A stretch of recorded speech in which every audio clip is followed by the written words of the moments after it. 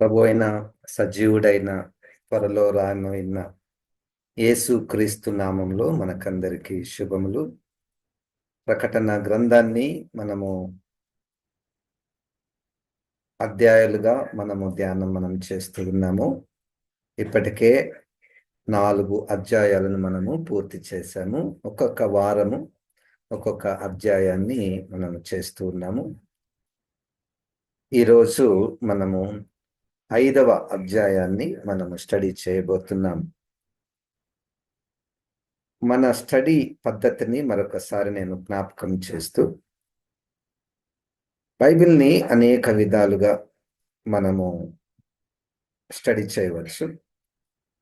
అయితే మనము ఒక చాలా సింపుల్ స్టడీ మెథడ్ని మనం ఎన్నుకున్నాం. అది మన ఓన్గా, అది ఎక్కడి నుంచో తీసుకున్నది కాదు. కానీ నేను చూచినప్పుడు ఈ పద్ధతి మనం ఎన్నుకుంటే మన యొక్క ఆత్మీయ ఎదుగుదల అనే ఉద్దేశము నెరవేరుతుంది అన్నటువంటి ఉద్దేశంతోనే ఈ పద్ధతిని మనం ఎన్నుకున్నాము. మనం స్టడీ చేసేది ఏదో ఒక పరీక్షలు రాయడానికి, లేకపోతే పరీక్షలు రాసి పాస్ అయ్యి సర్టిఫికేట్ పొందుకోవడానికి అనే కోణంలో మనం స్టడీ చేయటలేదు. మరియు బైబిల్ని అక్షరార్థముగా లోతైనటువంటి విషయాలు ఆదిమ భాషలో చదివి వాటి యొక్క చరిత్రను, భౌగోళిక విషయాలను మనం అన్ని పరిగణలోనికి తీసుకొని స్టడీ చేయటలేదు. చాలా సింపుల్గా మనము ఈ యొక్క బైబిల్ స్టడీని మనం చేసుకుంటున్నాం. అయితే మనం ఎన్నుకున్నటువంటి బైబిల్ స్టడీ పద్ధతి అధ్యాయాలను అధ్యాయాలు ఒక్కొక్క వారము ఒక 50 నిమిషములలో ఒక అధ్యాయం మనము పూర్తి చేయుట. ఈ 50 నిమిషములలో ఒక అధ్యాయాన్ని మనము పూర్తి చేయటంలో దాన్ని మనము 4 భాగాలుగా చేసుకొని దాన్ని స్టడీ చేస్తున్నాం. మొట్టమొదటిగా ఏంటంటే సారాంశము, ఆ అధ్యాయంలో ఉన్నటువంటి సారాంశమును ఒక 2-3 వాక్యాలలో మనం చెప్తాము. అది మొదటి భాగము. రెండవ భాగము ఆ అధ్యాయంలో ఉన్నటువంటి ముఖ్యమైనటువంటి అంశాలను మనము గమనిస్తాము. ఓన్లీ అవి ఏవేవైతే ఉన్నాయో ఆ ముఖ్యమైనటువంటి అంశాలను మనము గమనిస్తాము. మూడవది వ్యాఖ్యానం, అంటే ఒక్కొక్క వచనమును చదువుతూ పరిశుద్ధాత్మ దేవుడు మనకు సహాయం చేసిన కొలది ఒక్కొక్క వచనములో మనము ఎంత మేరకు మనం దాన్ని స్టడీ చేయగలమో అన్నటువంటి దాన్ని మనం చూసుకుంటూ వెళ్తాము. ఇక నాలుగవది ఏంటంటే ఈ అధ్యాయములో మనము అధ్యాయం నుండి ఏమేమి పాఠాలను మనము నేర్చుకోవచ్చు అన్నటువంటి ఆ ప్రశ్నకు కూడా మనము జవాబునిస్తాము. ఇది చాలా సులువైనటువంటి, మనకు ఉపయోగకరమైనటువంటి, మన ఆత్మీయ జీవితానికి ఉపయోగకరమైనటువంటి పద్ధతి అని నేను భావించి మనము ఈ కోణాన్ని మనం ఎన్నుకొని స్టడీ చేయబోతున్నాము. సరే, ఇప్పుడు ఈ యొక్క 5వ అధ్యాయంలో, ప్రకటన గ్రంథము 5వ అధ్యాయంలో ఉన్నటువంటి సారాంశమును 2-3 వాక్యాలలో మనము గమనిస్తే, ఈ 5వ అధ్యాయంలో తిరిగి ఆ పరలోకపు బ్యాక్గ్రౌండ్, పరలోకపు సెట్టింగ్ అనేటువంటిది మనకు అక్కడ కనపడుతున్నది. పరలోకపు సెట్టింగ్లో దేవుడు, యేసుక్రీస్తు, దూతలు, యోహాను గారు, 4 జీవులు, 24 మంది పెద్దలు, ఈ పరలోకపు ఆ బ్యాక్గ్రౌండ్లో వీళ్ళందరూ మనకు కనపడతారు. నేను ఇప్పుడు సారాంశం చెప్తున్నాను. ప్రకటన గ్రంథము 5వ అధ్యాయంలో ముఖ్యంగా తండ్రి అయినటువంటి సింహాసనాసీనుడైనటువంటి దేవుని చేతిలో ఒక 7 ముద్రలు కలిగినటువంటి గ్రంథమును ఉన్నది. ఆ గ్రంథమును ఎవరు విప్పగలరు అన్నటువంటి ప్రశ్న దేవదూత వేస్తూ, తిరిగి దేవదూతనే ఆ గ్రంథమును విప్పడానికి సామర్థ్యత కలిగినటువంటి భూలోకంలోను, పరలోకంలోను ఏకైక వ్యక్తి యేసుక్రీస్తు. ఆ యేసుక్రీస్తుని గూర్చినటువంటి విషయాలు దేవదూత ప్రస్తావించినప్పుడు, అప్పుడు అక్కడున్నటువంటి 4 జీవులు మరియు 24 మంది పెద్దలు ఆ గొర్రెపిల్లను, ఆ యేసుక్రీస్తుని ఆరాధించినట్టు, స్తుతించినట్టు మనం చూస్తున్నాం. ఇది 5వ అధ్యాయంలో ఉన్నటువంటి సారాంశము. ఇక రెండవది, ఈ 5వ అధ్యాయంలో ముఖ్యమైనటువంటి అంశాలు మనం ఎప్పుడైనా భవిష్యత్తులో చదవాలని అనుకుంటే, ముఖ్యమైనటువంటి అంశాలను మనము పరిశీలిస్తే, మొట్టమొదటిగా దేవుడు, రెండవది పరలోకము, మూడవది గ్రంథము, నాలుగవది యేసుక్రీస్తు, ఐదవది ఆరాధన, ఆరవది 4 జీవులు, ఏడవది 24 మంది పెద్దలు. ఇవన్నీ కూడా చాలా ముఖ్యమైనటువంటి అంశాలు. వీటి గూర్చినటువంటి విషయాలు బైబిల్ యొక్క ఇతర భాగాలలోను, ప్రకటన గ్రంథంలోను మనము చూడవచ్చును. ఇవి రెండవ భాగము. ముఖ్య అంశాలు ఈ యొక్క ప్రకటన గ్రంథంలో మనం చూస్తున్నాం 5వ అధ్యాయంలో. అయితే మనం స్టడీ చేయడంలో ఇట్లా కూడా చేయొచ్చు. ఒక్కొక్క అధ్యాయంలో ఉన్నటువంటి ముఖ్య అంశాలను తీసుకొని, ఆ అంశాలను మాత్రమే మనము స్టడీ చేయవచ్చు. కానీ మనము అది చేయుట లేదు. ఇప్పుడు మూడవ భాగము, మన స్టడీలో మూడవ భాగం ఏంటంటే వ్యాఖ్యానం చేయుట. అంటే ఒక్కొక్క వచనానికి భావాన్ని చెప్పుట. అది కూడా మనకు నేను ఇంతకుముందే చెప్పాను, ఒక అంశాన్ని మనము సంపూర్తిగా గ్రహించాలి అంటే, అది ఒక్క నిమిషంలోనే మనకు జవాబు దొరికే అవకాశము లేదు.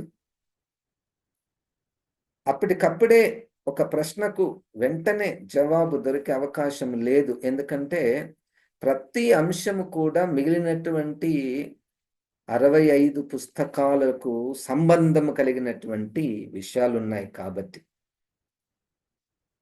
వెంటనే మనము సంపూర్తి అర్థమును మనము వెంటనే గ్రహించలేము. మనకు ఏది అవసరమో, ఎంత మేరకు మనము సమయాన్ని దృష్టిలో పెట్టుకొని ఎంత మేరకు మనము దానికి వ్యాఖ్యానం చేయవచ్చునో మనం పరిశీలిద్దాం. ఇప్పుడు ప్రకటన గ్రంథము 5వ అధ్యాయము 1వ వచనం.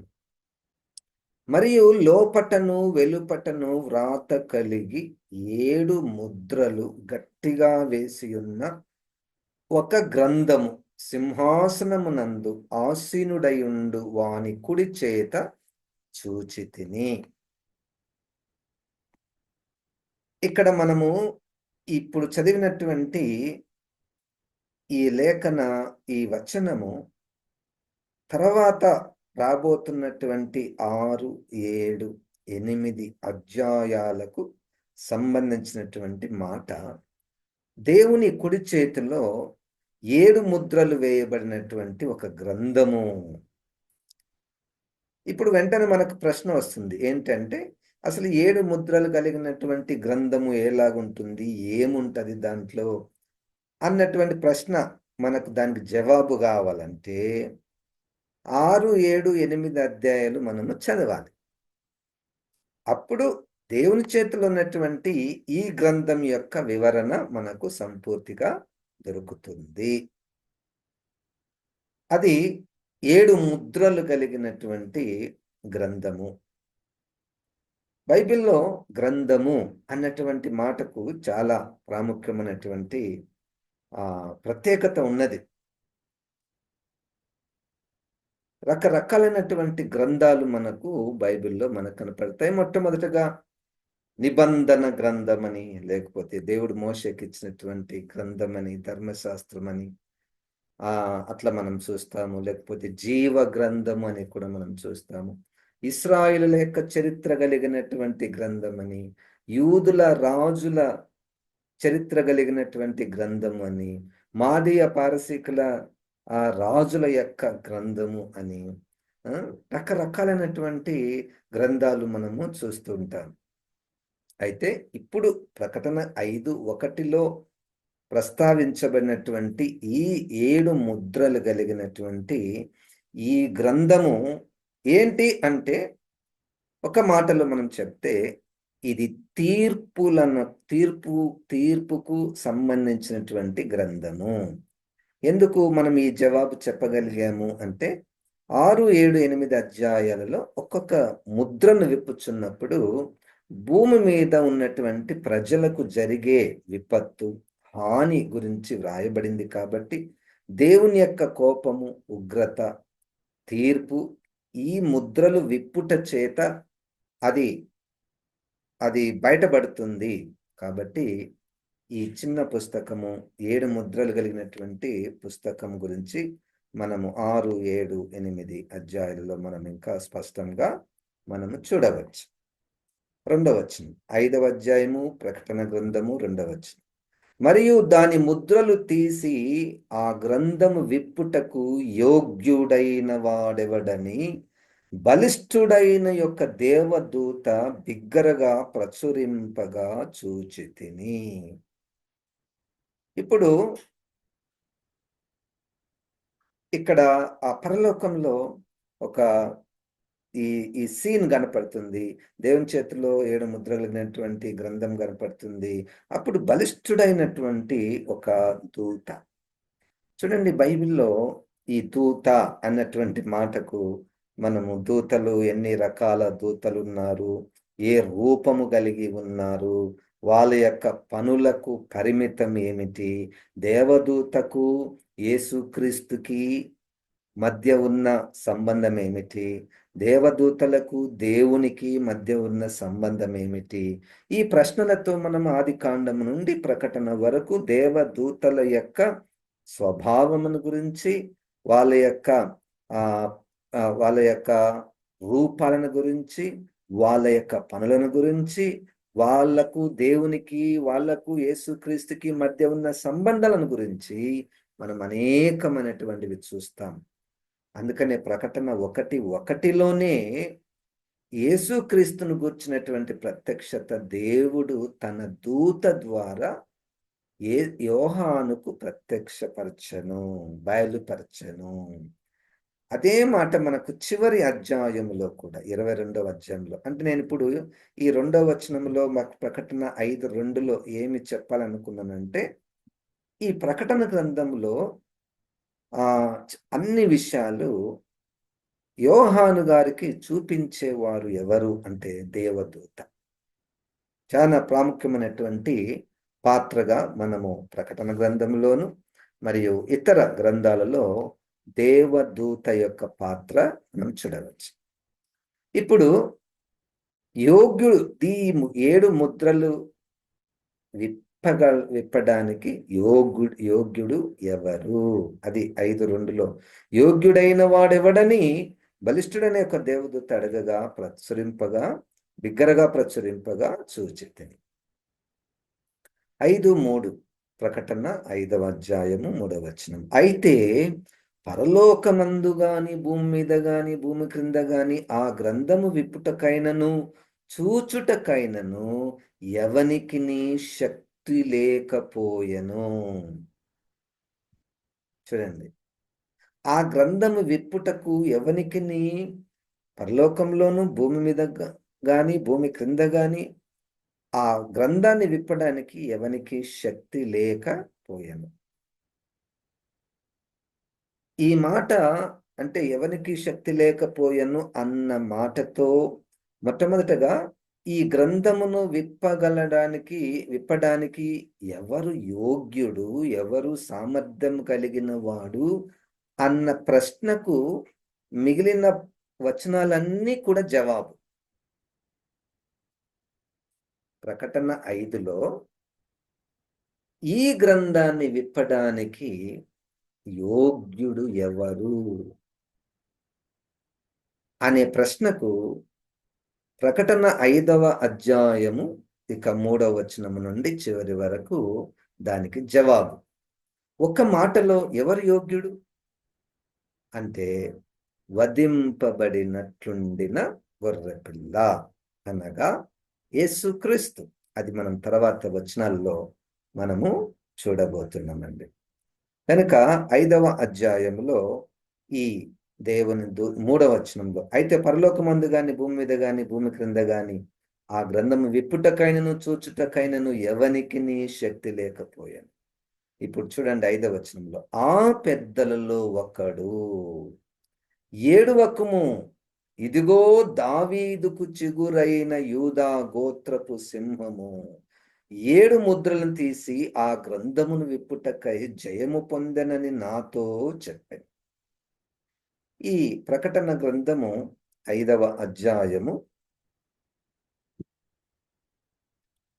4, 5 వచనాలలో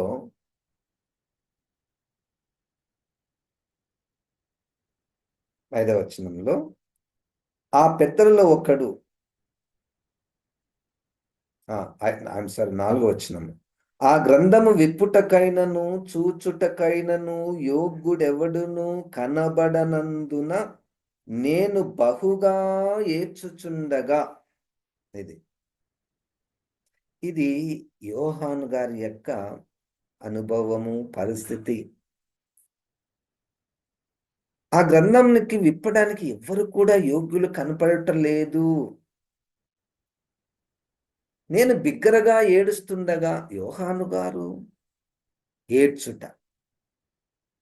చూడండి, ఈ శిష్యుడైనటువంటి యోహాను గారు ఏడుస్తున్నాడు అంటే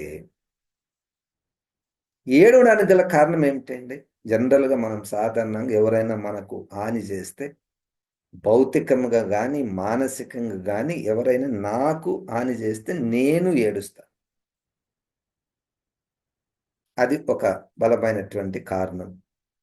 లేకపోతే మనకిష్టమైనటువంటి వారు ఎవరైనా శ్రమలో ఉన్నా, బాధలో ఉన్నా, చనిపోయినా మనం ఏడుస్తాం. ఇప్పుడు గ్రంథాన్ని విప్పడానికి ఎవరు కూడా యోగ్యుడు కనపడటలేదంట. దానికి ఏడ్చుట.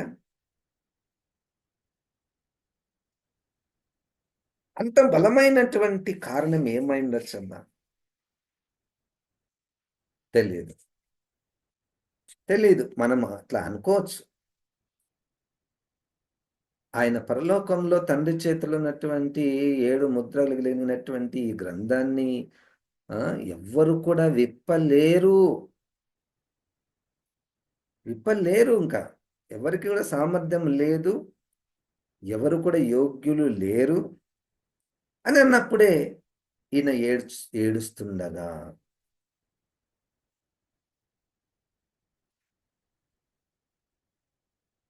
అంటే నేను అనుకుంటున్నాను ఒక కారణం. తర్వాత మీకు తెలిస్తే మీరు చెప్పండి. ఒక కారణం నేను అనుకుంటున్నాను. దానికి మనకు సరైనటువంటి ఆధారం నాకైతే కనపడలేదు. యోహాను గారితో పాటు ఈ యొక్క 6వ అధ్యాయంలో ప్రకటన గ్రంథములోనే బలిపీఠం క్రింద ఉన్నటువంటి కొంతమంది దేవుని పరిశుద్ధులు వారు కూడా ఏడుస్తున్నారు. చూద్దాం ఆ మాట. ప్రకటన గ్రంథము 6వ అధ్యాయము 9వ వచనం. ఆయన 5వ ముద్రను విప్పినప్పుడు దేవుని వాక్యము నిమిత్తమును తాము ఇచ్చిన సాక్ష్యము నిమిత్తమును వధింపబడిన వారి ఆత్మలను బలిపీఠం క్రింద చూచితిని. వారు నాదా సత్యస్వరూపి పరిశుద్ధుడా, ఎందాక తీర్పు తీర్చకయు మా రక్తము నిమిత్తము భూ నివాసులకు ప్రతిదండన చేయకయు ఉందువని బిగ్గరగా కేకలు వేసిరి. ఇక్కడ వాళ్ళు కూడా వాళ్ళ సమస్య ఏంటంటే మమ్మల్ని చాలా మంది ఇబ్బంది పెట్టారు, చంపారు. మరి వాళ్ళకి తీర్పు ఎప్పుడు అని వాళ్ళు కేకలు వేస్తున్నారు. ఒకవేళ ఎవరైనా ఇట్లా చెప్పి ఇంకా ఇప్పుడు తీర్పు ఏం లేదు, అయింది అయిపోయింది, ఇంకా తీర్పులు ఏం లేదు అన్నది అనుకుంది. అప్పుడు ఒక రకమైనటువంటి ప్రతిస్పందన మనుషులలో.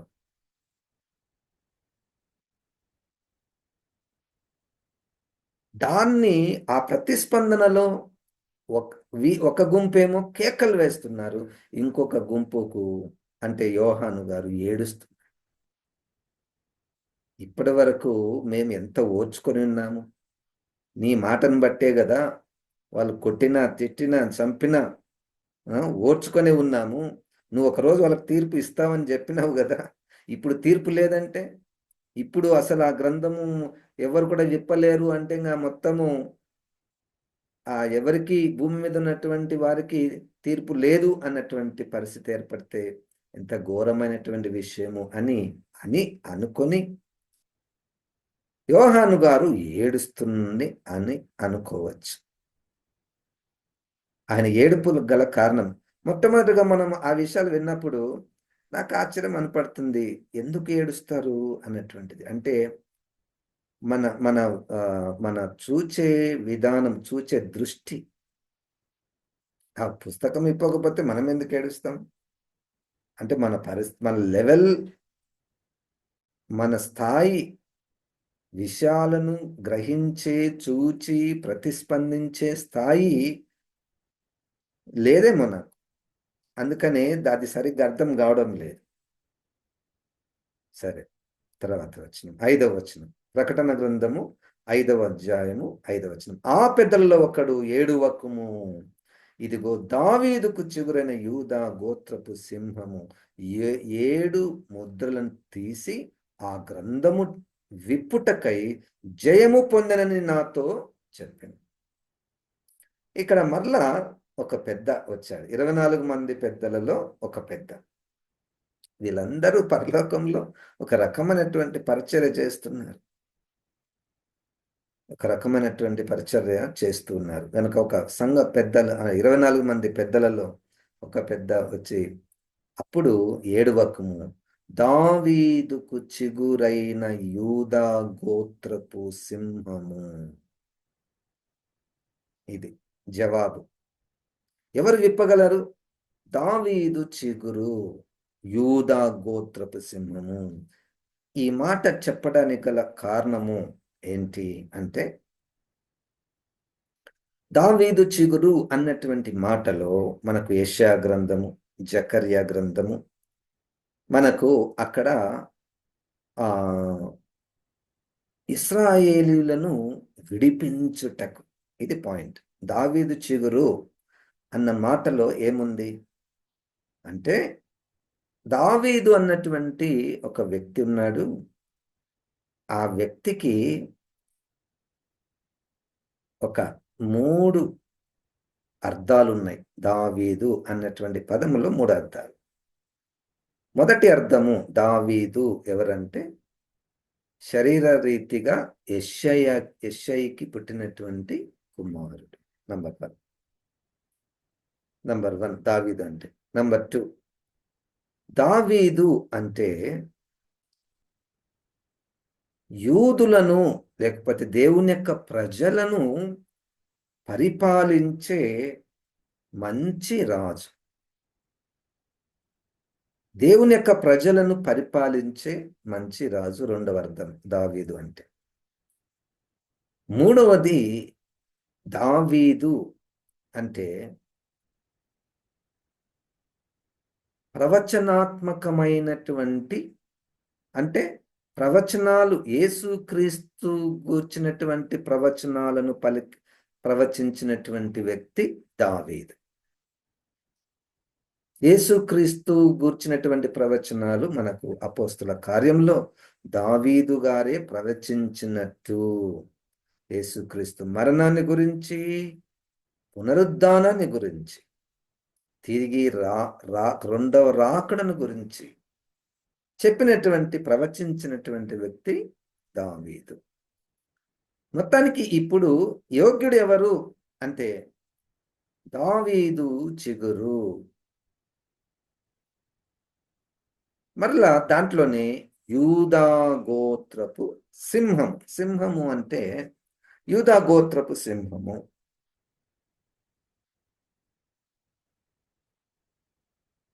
ఈ యూదా గోత్రపు సింహము, యూదా గోత్రపు అన్నటువంటి పదములో మనకు ఆదికాండము తిరిగి 49వ అధ్యాయములో ఈ యూదా గోత్రములో ఒక విడుదల, యూదా గోత్రము నుండి ఒక దండము, రాజదండము, పరిపాలించే రాజదండము ఉంటుంది.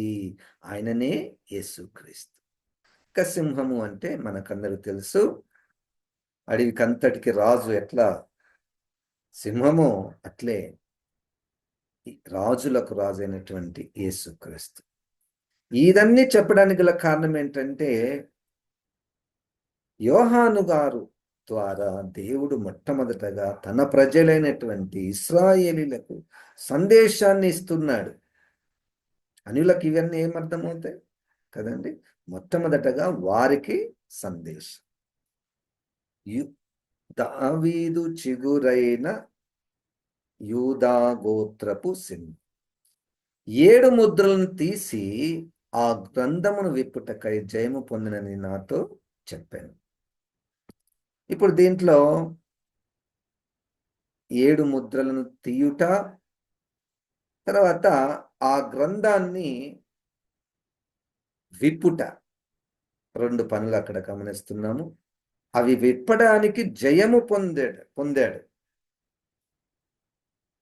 అది విప్పడానికి జయము పొందుట అంటే, ఇప్పుడు అవి విప్పడానికి యోగ్యుడు అంటే సరిపోతుంది కదా. అవి విప్పడానికి జయము పొందినటువంటి వాడు అంటే, దానికి ముందు ఏదో ఒక యుద్ధం అయితే జరిగింది. యేసుక్రీస్తుకి ఇంకొకరికి లేకపోతే ఇంకొక గుంపుకు యుద్ధం ఏదో జరిగింది.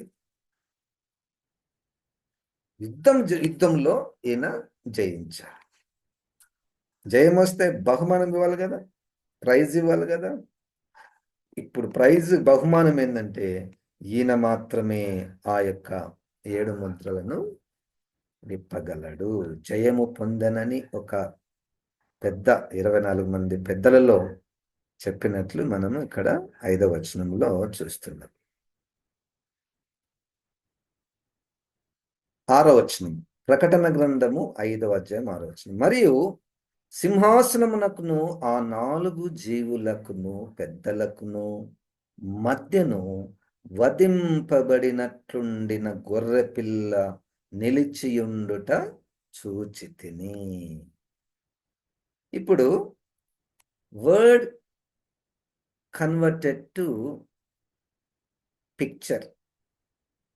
ఇప్పుడు దాకా యెషయి చిగురు, దావీదు చిగురు, యూదా గోత్రపు సింహం అని నోటి ద్వారా ఒక సంఘ పెద్ద చెప్పాడు. అది ఎట్లుంటారు? ఆయననే విప్పుతాడంట, యూదా గోత్రపు సింహం అంట, ఆయననే విప్పుతాడంటే ఎట్లా ఉంటాడు ఆయన? దావీదు చిగురు ఎట్లా ఉంటాడు ఆయన అంటే, ఇప్పుడు చూచాడంట. అదే ఆ పదాలు యానిమేట్ అయిపోయాయి, కనపడుతుంది. ఇప్పుడు విన్నాడు, ఆహా ఆయననా, దావీదు చిగురు, యూదా గోత్రపు సింహము, ఆయన విప్పగలడా? విన్నాడు. మరి ఆయన ఎట్లా ఉంటాడు? అదే 6వ వచనంలో మనము ఇంతకుముందు చూసినట్టు, ఆయన ఆ సింహాసనమునకును 4 జీవులకును పెద్దలకును మధ్యను వధింపబడినట్లుండిన గొర్రె పిల్ల నిలిచియుండుట చూచితిని. ఆ గొర్రె పిల్లకు 7 కొమ్ములను 7 కన్నులను ఉండెను. ఆ కన్నులు భూమి అందంతటికి పంపబడిన దేవుని 7 ఆత్మలు. ఈ 6వ వచనంలో మనకు యేసుక్రీస్తు అనే పదము రాయబడలేదు. కానీ ఆ సారాంశంను బట్టి, లేకపోతే ఆ పదాల కలయికను బట్టి, లేకపోతే ఉపమాన రీతిగా అలంకారంగా వ్రాయబడినటువంటి పదాలను బట్టి, ఈయన యేసుక్రీస్తే. వధింపబడినట్లుండిన గొర్రె పిల్ల నిలిచియుండుట చూచితిని. అంతవరకు యేసుక్రీస్తే మనకు గుర్తుకొస్తాడు. ఇదిగో లోక పాపమును మోసుకొని పోవు దేవుని గొర్రె పిల్ల అని బాప్తిస్మమిచ్చు యోహాను మొట్టమొదటగా యేసుక్రీస్తుని ఇతరులకు పరిచయం చేయుటలో వాడినటువంటి మాట. దాంట్లో ఎంత లోతైనటువంటి అర్థము, మర్మాలున్నాయి ఒక గొర్రె పిల్లలో. అక్కడ పాత నిబంధన నుంచి, బలుల సమయం నుంచి ప్రారంభమవుతుంది. హెబ్రీలకు రాసిన పత్రికలో దాని యొక్క వివరణ ఉంటుంది. వధింపబడినట్లుండిన గొర్రెపిల్ల నిలిచి ఉండుట చూచితిని.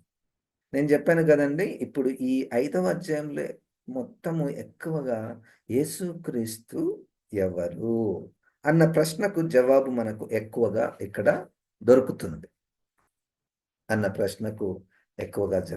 దొరుకుతుంది. ఇక్కడ 6వ వచనంలో ఆ వధింపబడినట్లుండినటువంటి గొర్రె పిల్లకు ఇంకా 2 ఎక్కువగా సమాచారం ఇవ్వబడింది. అదేంటి? 7 కొమ్ములు, 7 కన్నులు ఉండెను. ఆ కన్నులు భూమి అందంతటికి పంపబడిన దేవుని 7 ఆత్మలు. ఇక్కడ కొమ్ములు అన్నటువంటి పదానికి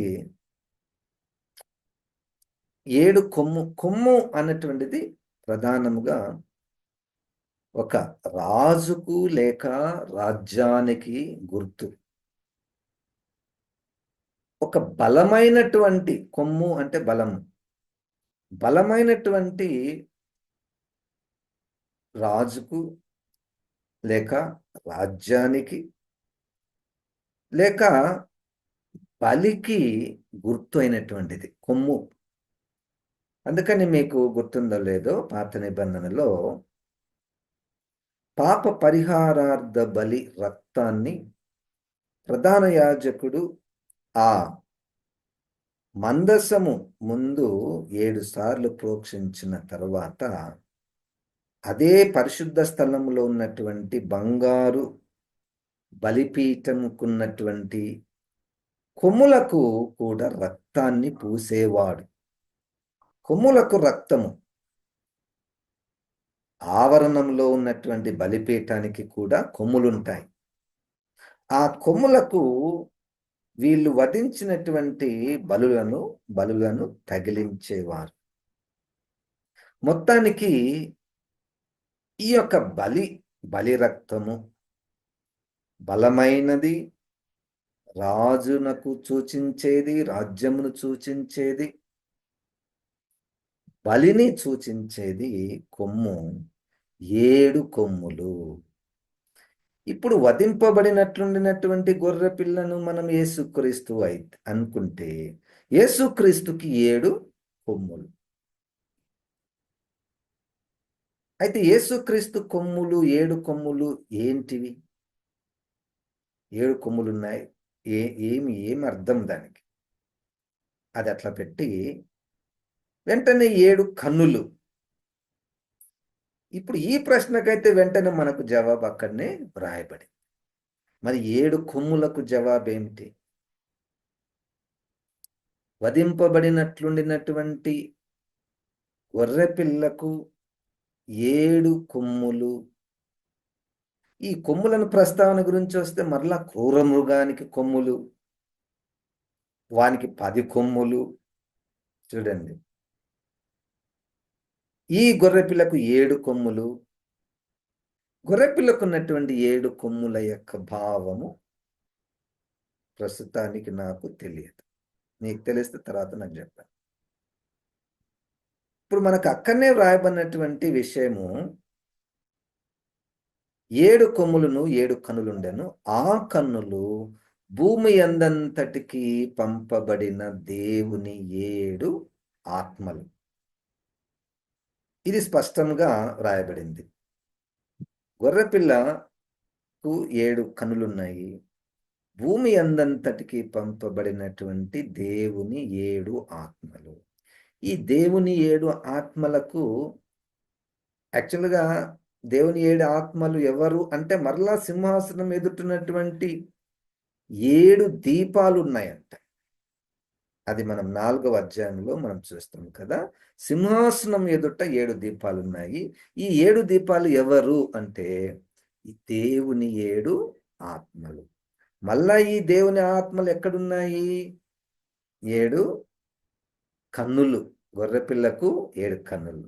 వీటి పని ఏమిటంటే, భూమి అందంతటికి పంపబడినటువంటి దేవుని యొక్క 7 ఐ డోంట్ నో. ప్రకటన గ్రంథము 5వ అధ్యాయంలో 6 వచనంలో వధింపబడినట్లున్నటువంటి గొర్రె పిల్లకు 7 కొమ్ములు 7 కన్నులు 7 కన్నులు కూడా భూమి ఎందంతటికి పంపబడినటువంటి దేవుని 7 ఆత్మలు. 7వ వచనం, ఆయన వచ్చి సింహాసనమునందు ఆయన, ఆ పదం చూడండి, పైన గొర్రెపిల్ల, ఒక గొర్రెపిల్లని గురించి చెప్తూ వధింపబడినట్లుండినటువంటి గొర్రెపిల్ల 7 కొమ్ములు 7 కన్నులు కలిగినటువంటి ఈ గొర్రెపిల్ల అని చెప్తూ ఆయన అనే పదం వాడారు. లేకపోతే అంటే దాని అర్థం ఏంది? Personification of the living beings. అంటే ఒక జంతువును ఒక మనిషికి సూచించడానికి వాడేటటువంటిది. ఆయన అంటే ఇప్పుడు మరలా ఒక మనిషి వచ్చేసాడు. ఆయన అంటే గొర్రెపిల్లని వచ్చి సింహాసనం నందు ఆసీనుడయుండి వాని కుడి చేతిలో నుండి ఆ గ్రంథమును తీసుకొనెను. ఇప్పుడు మనకు వెంటనే ఒక ప్రశ్న, గొర్రెపిల్ల ఎట్లా తీసుకుంటుంది? కాదు, అది ఒక గుర్తు. అలంకార భాషను మనము ఎప్పటికెప్పటికి మర్చిపోకుండా అది ఎప్పుడు కూడా మనకు బ్యాక్గ్రౌండ్లో పెట్టుకోవాలి. ఆ జ్ఞానము పరిశుద్ధాత్మ దేవుడు మనకు దయచేయను గాక. లేకపోతే అన్ని మనం అక్షరార్థంగా తీసుకునే ప్రమాదం ఉన్నది. అక్షరార్థంగా తీసుకొని అర్థం గాక దానికి మనకు ఇష్టం వచ్చినటువంటి వ్యాఖ్యానాలను మనం చేసే ప్రమాదం కూడా ఉన్నది. అందుకనే మనం చాలా జాగ్రత్తగా ఉండాలి. ఆయన వచ్చి సింహాసనం నందు ఆసీనుడయుండు వాని కుడి చేతిలో నుండి ఆ గ్రంథమును తీసుకొనెను. ఆయన దానిని తీసుకొనినప్పుడు ఆ 4 జీవులను, వీణలను, ధూపద్రవ్యములతో నిండిన సువర్ణ పాత్రలను పట్టుకొని నా 24 పెద్దలను ఆ గొర్రెపిల్ల ఎదుట సాగిలపడిరి. ఈ పాత్రలు పరిశుద్ధుల ప్రార్థనలు. చూడండి, విప్పక మునుపు అంటే ఆ గ్రంథాన్ని విప్పక మునుపు ఏడుపు. ఇంకా ఇప్పుడు రెడీ అయిపోయాడు, దాన్ని ఇంకా ఇప్పుడు విప్పబోతున్నాడు, ఈ యొక్క గొర్రెపిల్ల విప్పబోతున్నాడు అంటేనే సంతోషము, ఆరాధన. తర్వాత వచనాలు మనం అది చూడబోతున్నాం. ఆ గ్రంథము విప్పకపోతే ఏడుపు, బాధ, అసలు ప్రణాళిక మొత్తం ఫెయిల్ అయిపోయింది అన్నటువంటి ఆ భావం ఎప్పుడైతే యేసుక్రీస్తు ఆయన గొర్రెపిల్ల వధింపబడినట్లుండినటువంటి గొర్రెపిల్ల తీసుకున్నాడో అప్పుడు ఆ 4 జీవులను, ఆ జీవుల గురించి మనం 4వ అధ్యాయంలో ఇంతకుముందు చూశాం. తర్వాత పెద్దలు, 24 మంది పెద్దలను గురించి అక్కడ రాయబడింది. ధూపద్రవ్యములతో నిండిన సువర్ణ పాత్రలను పట్టుకొని ఉన్న ఆ 24 పెద్దలను ఆ గొర్రెపిల్ల ఎదుట సాగిల పడిరి. ఇప్పుడు సాగిల పడిరి అన్నదానికి ఏంటి అర్థం? సాగిలపడిరి అన్నటువంటి దానికి 2-3 అర్థాలు. సాగిలపడడం అంటే మనం ఎప్పుడైనా తప్పు చేస్తే అయ్యా నన్ను క్షమించని కాళ్ళ మీద పెడతాం, అదొక అర్థం. రెండవది పూజించుట, లేకపోతే అతి గౌరవము, నువ్వే ఆరాధనకు పాత్రుడవు అన్నట్లు సాగిల పడటం. ఈ 24 మంది పెద్దలను గురించి మనం 4వ అధ్యాయంలో కూడా వారు సింహాసనముల మీద ఉన్నారని, సువర్ణ కిరీటములు ధరించుకున్నారని, వారి చేతిలో సువర్ణ పాత్రలు ఉన్నాయని. ఇప్పుడు ఈ సువర్ణ పాత్రల గురించి ఇంకొక సమాచారము 8వ వచనంలోనే, ఈ పాత్రలు పరిశుద్ధుల ప్రార్థనలు. ఇప్పుడు బైబిల్ స్టడీలో ఒక మంచి సూత్రం చెప్తే జాగ్రత్తగా వినండి. ఈ సూత్రం ఏమిటంటే చాలా దగ్గరలో 90%లో పరిశుద్ధాత్మ దేవుడు ఒక పదం రాస్తే ఇది వీళ్ళకి అర్థం కాదని నాకు తెలుసు అని వెంటనే అక్కడికే జవాబు ఇచ్చేస్తున్నాడు.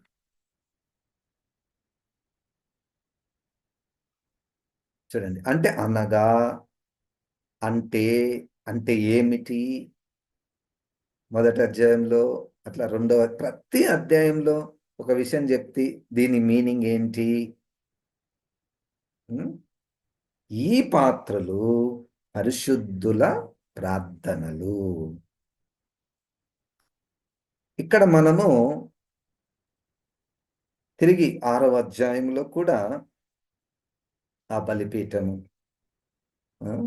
పరిశుద్ధుల ప్రార్థనలు 14వ అధ్యాయంలో కూడా బలిపీఠం మీద ధూపము వేయుట, ఆ ధూపము ప్రార్థనల ద్వారా దేవునికి చేరుట కదండి. ఇప్పుడు ఈ 24 మంది పెద్దలు ఈ సువర్ణ ధూప పాత్రలను పట్టుకున్నారు, సాగిలపడ్డారు. ఇక్కడ పరిశుద్ధాత్మ దేవుడు ఆ పాత్రల గురించి రాయడానికి గల కారణం ఏమిటంటే పరిశుద్ధులు అనేకులు క్రీస్తు కొరకు నిలవబడినటువంటి వారు, ప్రార్థన చేసినటువంటి వారు, వాళ్ళ యొక్క లైఫ్స్ అన్ని కూడా ఈ బంగారు ధూప ద్రవ్య పాత్రల్లో దాచబడి ఉన్నాయి. 6వ అధ్యాయంలో వాళ్ళు కేకలు వేస్తున్నారు. మీరేం కేకలు వేయని అవసరం లేదు, ఇప్పుడు ఈ వధింపబడినట్లున్నటువంటి గొర్రె పిల్ల వచ్చేశాడు, మీరు అడిగినటువంటి ప్రశ్నకు జవాబు ఏంటి, ఎందాక మా నిమిత్తము భూ ప్రజలకు తీర్పు తీర్చక యుందువు అంటే ఇప్పుడు రెడీ అయిపోయాడు గొర్రె పిల్ల. గనుక మీ ప్రార్థనలే మీ జీవితమే, మీ పరిశుద్ధతనే, మీ నీతి జీవితానికి, తీర్పు జీవితాన్ని బట్టి మిమ్మల్ని హింసించినటువంటి వారికి తీర్పు తీర్చు గడియ వచ్చినది. ధూపద్రవ్య పాత్రలు అంటే అవి పరిశుద్ధుల ప్రార్థన. ఇక్కడ ఇంకొక బైబిల్ స్టడీ సూత్రం చెప్తాను మీకు. బైబిల్లో ప్రతి భౌతికమైనటువంటి దేవుని సంబంధమైనటువంటి వస్తువులకు ఆత్మ సంబంధమైన, పరలోక సంబంధమైన, నిత్యత్వానికి సంబంధమైన అదృశ్యమైనటువంటి వాటికి అవి ఛాయారూపములు, నిజస్వరూపము వాటిలో లేదు.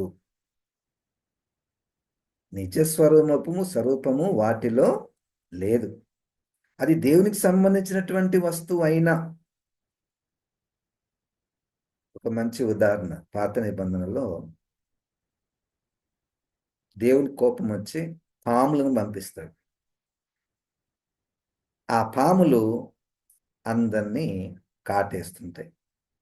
అప్పుడు మోషే గారు ప్రార్థించినప్పుడు, అయ్యా నువ్వు ఒక స్తంభాన్ని చేసి ఆ స్తంభం మీద ఇత్తడి సర్పాన్ని పెట్టు, ఇత్తడి సర్పాన్ని ఎవరైతే చూస్తారో వాళ్ళు బ్రతుకుతారు అంటే, సరే ప్రభా అని ఆయన చేశాడు, వాళ్ళు బ్రతికారు. తర్వాత ఆ స్తంభాన్ని వాళ్ళు అనేక సంవత్సరాలుగా వాళ్ళ మధ్యలో కలిగి పెట్టుకుంటూ వస్తున్నారు. అంటే గుళ్ళో పెట్టుకొని వస్తున్నారు ఎక్కడ పోయినా, ఎందుకంటే దేవుడిచ్చిన స్తంభం కదా. ఏమో ఎప్పుడైనా ఉపయోగపడుతుందేమో, ఎవరికైనా పాము కనుక కరుస్తే వచ్చి దీని వైపు చూస్తే బతుకుతారేమో. ఎందుకంటే అది ఒకప్పుడు జరిగింది కదా, నిజమే కదా, దేవుడు చెప్పిందే కదా. అయితే హిజ్కియా రాజు వచ్చాడు, ఈ స్తంభాన్ని, ఇత్తడి సర్పాన్ని చిన్న భిన్నములుగా చేశాను, విరగొట్టేశాడు. గుడిలో, దేవాలయంలో ఉన్నటువంటి దేవుడిచ్చినటువంటి ఈ వస్తువుని ఎందుకు ఆయన విరగొట్టేశాడు అంటే, ప్రజల యొక్క మనస్సు ఆత్మరూపైనటువంటి దేవుని మీద కాక వస్తువుల మీదకి మరలిపోయింది.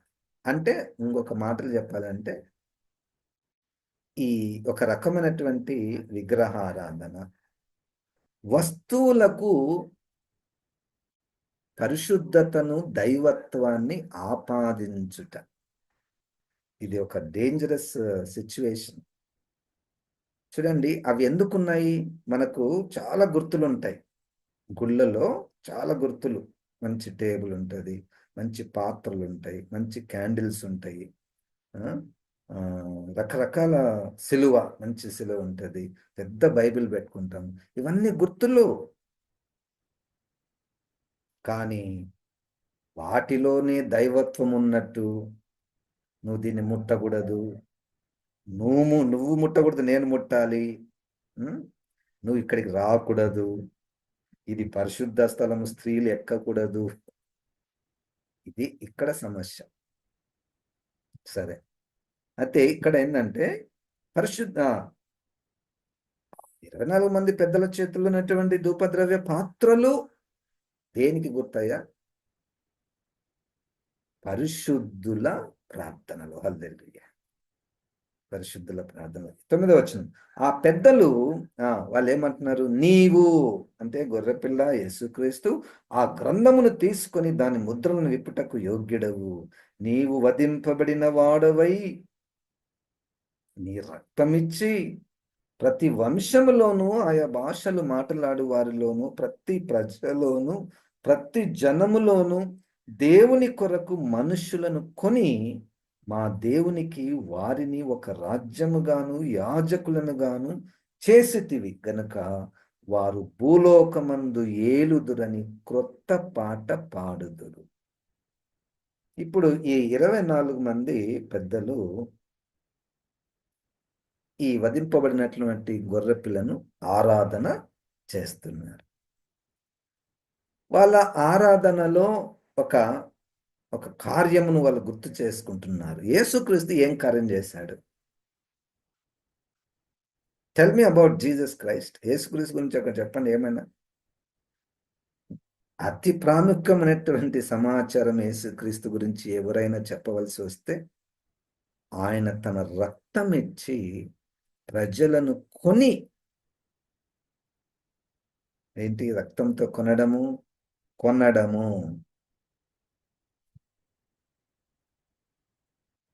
రక్తంతో కొనడం. కొనడం ఎందుకు కొంటాం? మనం సొంతం చేసుకోవడానికి కొంటాము, నంబర్ 1.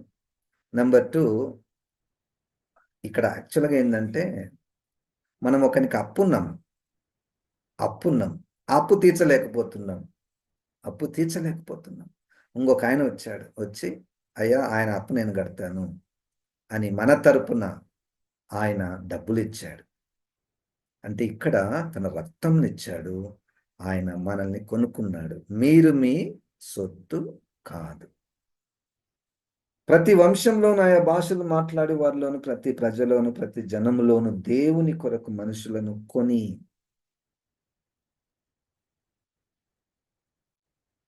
చూడండి, చరిత్రలో మనుషులను కొనేటటువంటి కాలం ఉన్నది, సంస్కృతి ఉన్నది. ముఖ్యంగా ఈ ఆఫ్రికన్స్ని ఇతర దేశాలు కొనుక్కునేటటువంటి వారు.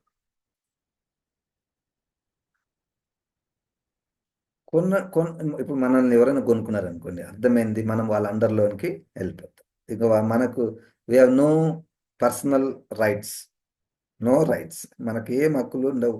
వాళ్ళు ఏం చెప్తే అది మనము చెయ్యాలి. జస్ట్ ఇమాజిన్, ఒకసారి మనం ఆలోచించుకుందాం, మనల్ని ఒకరు కొనుక్కున్నారు అంటే we lost our independent life. స్వతంత్రంగా జీవించే హక్కు మనం కోల్పోయాం. ఆయన చెప్తే వినాలన్నీ అని ఊహించుకుంటే ఎంత మంచిగా ఉంటుంది. ఎంత మంచి పాఠం కదా ఇది. తర్వాత వచ్చి,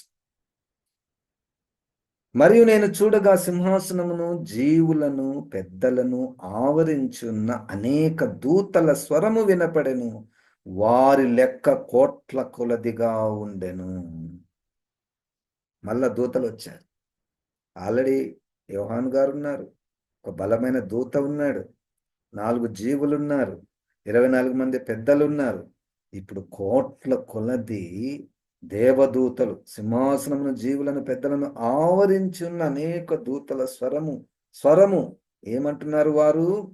వారు మళ్ళా వాళ్ళొక పాట, పెద్దలొక పాట పాడుతున్నారు, వీళ్ళొక పాట. వధింపబడిన గొర్రెపిల్ల శక్తియు, ఐశ్వర్యమును, జ్ఞానమును, బలమును, ఘనతయు, మహిమయు, స్తోత్రమును పొందనర్హుడని గొప్ప స్వరముతో చెప్పుచుండిరి. ఇంతకుముందు దేనికి అర్హత? గ్రంథాన్ని విప్పడానికి. ఇప్పుడు దేనికి అర్హత? స్తుతులను స్వీకరించడానికి, ఆరాధనకు యోగ్యుడు. ఈ గ్రంథాన్ని విప్పడానికి యోగ్యుడెవడు? ఇప్పుడు మేము ఎవరినైనా ఆరాధించాలయ్యా, ఎవరన్నా యోగ్యులున్నారా? ఎవరైనా యోగ్యులున్నారా? ఆయననే ఆరాధనకు యోగ్యుడు. ఆయనను మాత్రమే మనము ఆరాధన చేయాలి. ఎవరు ఆయన అంటే గొర్రెపిల్ల, వధింపబడినట్లుండిన గొర్రెపిల్ల. ఈయన, ఆయన గురించి చూడండి, వధింపబడిన గొర్రెపిల్ల శక్తి, ఐశ్వర్యము, జ్ఞానము, బలము, ఘనత, మహిమ, స్తోత్రమును పొందనర్హుడని గొప్ప స్వరముతో చెప్పుచుండిరి.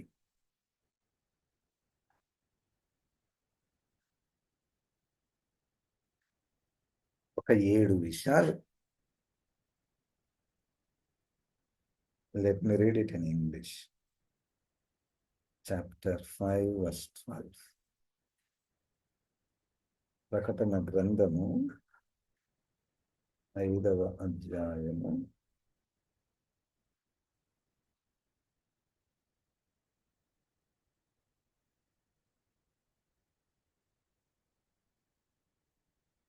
12వ వచనం. And they sang in a mighty chorus, worthy is the lamb who was slaughtered to receive power, riches, wisdom, strength, honor, glory, blessing.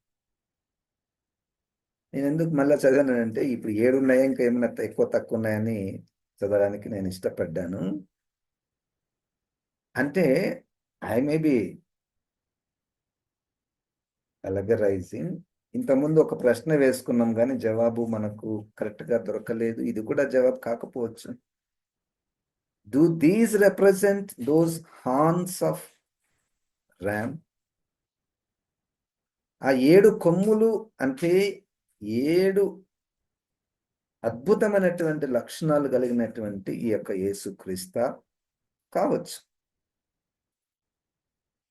అంటే ఇప్పుడు ఇంకొక మాట నేను చెప్పి ముందుకెళ్తాను. మనకు ఒక్కొక్కసారి మనసులో కొంతమంది చాలా కాలం పెట్టేసినటువంటి విషయం ఏంటంటే, యేసుక్రీస్తుని ఆరాధించకూడదు, తండ్రిని ఆరాధించాలి.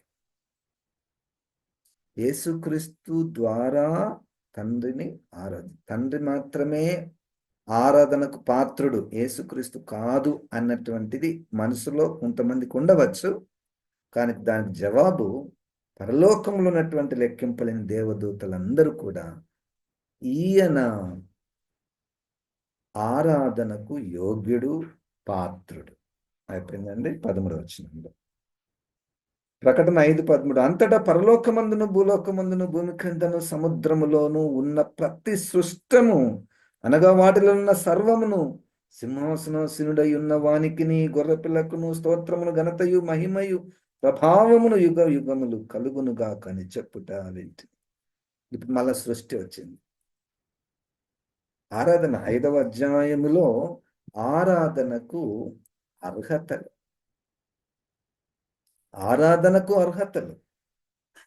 ఎవరెవరు ఆరాధన చేస్తూ ఉన్నారు? ప్రతి సృష్టి అంతా కూడా ఆయన స్తోత్రము, ఘనతయు, మహిమయు, ప్రభావమును, గొర్రెపిల్లకును, సింహాసనాసీనుడైనటువంటి వానికి స్తోత్రము కలుగును గాక, యుగ యుగములు కలుగును గాక అని చెప్పుట వింటి.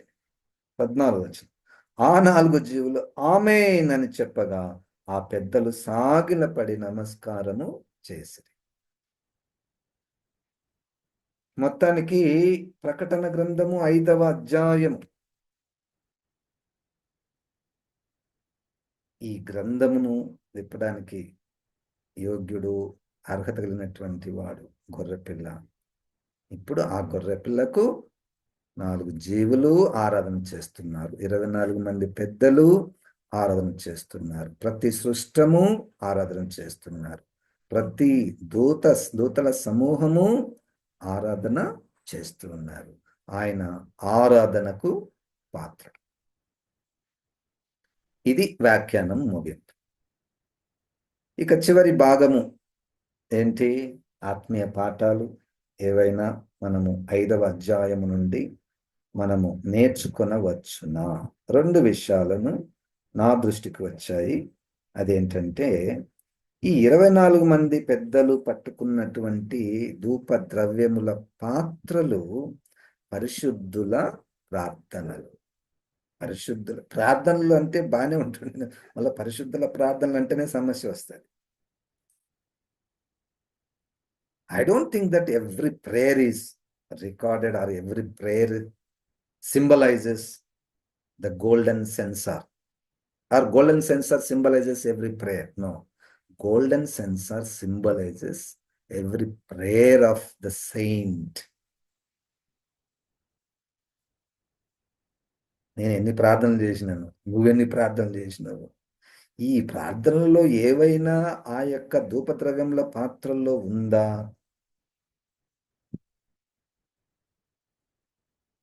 లేదు. ఎందుకు లేదు? నేను పరిశుద్ధుని కాదు కాబట్టి. ఉంది. ఎందుకుంది? నేను పరిశుద్ధురాల్ని కాబట్టి. మొదటి పాఠం. మనం చాలా రకరకాలైనటువంటి ప్రార్థనలు చేస్తూ ఉంటాం కదండి. పరిశుద్ధుల ప్రార్థనలు.